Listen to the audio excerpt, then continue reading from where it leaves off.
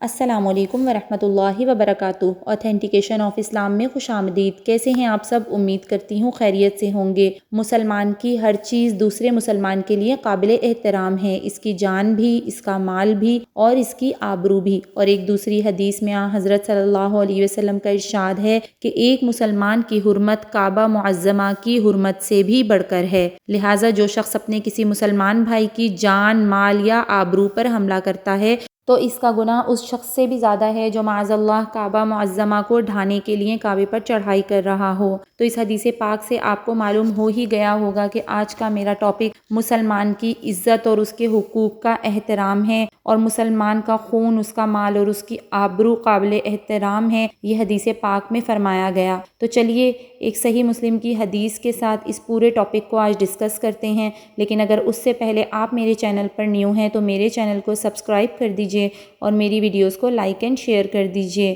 اور bell icon کو press کرنا مت بھولیے گا تاکہ میری ہر آنے والی ویڈیو آپ کو مل سکے۔ نحمدہ ونصلی علی رسولہ الکریم، فاعوذ باللہ من الشیطان الرجیم، بسم اللہ الرحمن الرحیم۔ حضرت ابو ہریرہ رضی اللہ تعالیٰ عنہ سے روایت ہے کہ رسول اللہ صلی اللہ علیہ وسلم نے فرمایا کہ ہر مسلمان دوسرے مسلمان کا بھائی ہے، اس پر واجب ہے کہ وہ اس پر کوئی ظلم و زیادتی نہ کرے، اور اسے جب مدد کی ضرورت ہو تو بے یار و مددگار نہ چھوڑے، نہ اسے حقیر جانے اور نہ اس کے ساتھ حقارت کا برتاؤ کرے۔ پھر آپ صلی اللہ علیہ وسلم نے 3 مرتبہ اپنے سینے کی طرف اشارہ کرتے ہوئے فرمایا کہ تقویٰ یہاں ہوتا ہے۔ اس کا مطلب یہ ہے کہ یعنی ہو سکتا ہے کہ تم کسی شخص کو اس کے ظاہری حال سے معمولی آدمی سمجھو، لیکن اپنے دل کے تقوی کی وجہ سے وہ اللہ کے نزدیک محترم ہو، اس لیے کبھی کسی مسلمان کو حقیر نہ سمجھو۔ آدمی کے برا ہونے کے لیے اتنا ہی کافی ہے، یہ حدیث پاک آگے کنٹینیو کر رہی ہوں کہ آدمی کے برا ہونے کے لیے اتنا ہی کافی ہے کہ وہ اپنے مسلمان بھائی کو حقیر سمجھے اور اس کے ساتھ حقارت سے پیش آئے۔ مسلمان کی ہر چیز دوسرے مسلمان کے لیے قابل احترام ہے، اس کا خون بھی، اس کا مال بھی اور اس کی آبرو بھی۔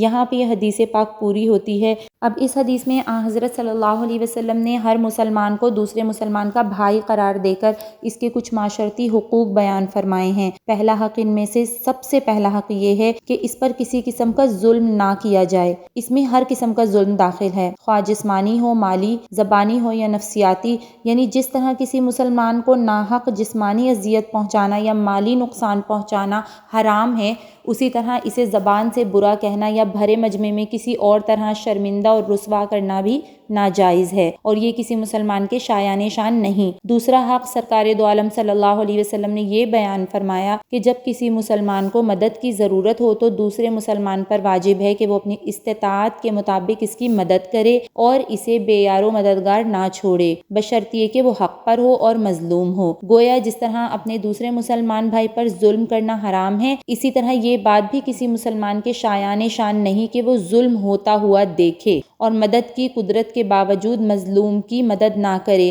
آج کسی کے ساتھ کوئی سانحہ ہو رہا ہوتا ہے تو وہاں پہ کھڑے ہو کے لوگ ویڈیو بنا رہے ہوتے ہیں اپنے موبائل میں، بجائے اس کے کہ اس کی مدد کریں۔ تو دیکھیں اس حدیث میں یہ بتا دیا گیا، ایک مسلمان کا اپنے دوسرے مسلمان بھائی پر ظلم کرنا حرام ہے، اور اگر وہ مدد کی قدرت رکھتا ہے تو سب سے پہلے اپنے مسلمان بھائی کی مدد کرے۔ ایک اور حدیث پاک میں حضرت صلی اللہ علیہ وسلم کا ارشاد ہے، اسی حوالے سے حدیث ہے کہ جو کوئی مسلمان کسی دوسرے مسلمان کو کسی ایسی جگہ بے یار و مددگار چھوڑ دے جہاں اس کی بے حرمتی ہو رہی ہو اور اس کی آبرو پر حملہ کیا جا رہا ہو، تو اللہ تعالیٰ اس شخص کو ایسی جگہ بے یار و مددگار چھوڑ دے گا جہاں وہ اپنے لیے مدد چاہتا ہو۔ اب تیسرا حق جو اس حدیث میں حضرت صلی اللہ علیہ وسلم نے بیان فرمایا وہ یہ ہے کہ کوئی مسلمان کسی دوسرے مسلمان کو حقیر نہ سمجھے، نہ اس کے ساتھ حقارت کا برتاؤ کرے۔ اب کسی شخص کو غربت، ناداری یا کمزوری کی وجہ سے حقیر سمجھنا تو انتہائی گھٹیا حرکت ہے، لیکن یہاں حضرت صلی اللہ علیہ وسلم نے جس چیز کی طرف اشارہ فرمایا ہے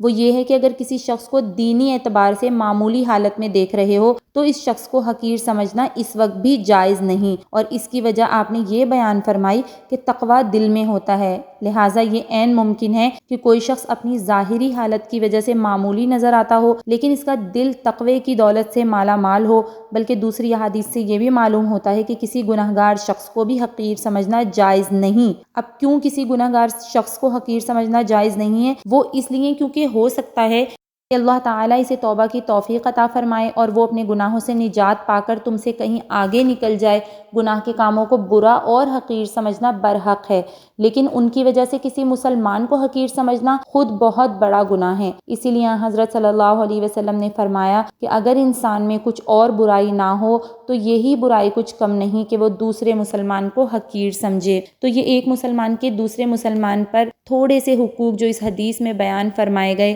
اس کا میں نے خلاصہ آپ کے سامنے پیش کیا ہے۔ مسلمانوں کے اور بہت سارے حقوق ہیں، آہستہ آہستہ ہر ٹاپک پہ ویڈیو اپنی بناتی رہوں گی اور آپ کے سامنے پیش کرتی رہوں گی۔ آخر میں اس دعا کے ساتھ اپنی ویڈیو کو ختم کرتی ہوں کہ اللہ تعالی ہم سب کو بھائیوں کی طرح رہنے کی اور ایک دوسرے کے حقوق پہچاننے کی توفیق عطا فرمائے، آمین ثم آمین۔ اسی طرح کی اور بہت ساری اوتھینٹک ویڈیوز کے لیے دیکھتے رہیے اوتھینٹیکیشن آف اسلام۔ السلام علیکم ورحمۃ اللہ وبرکاتہ۔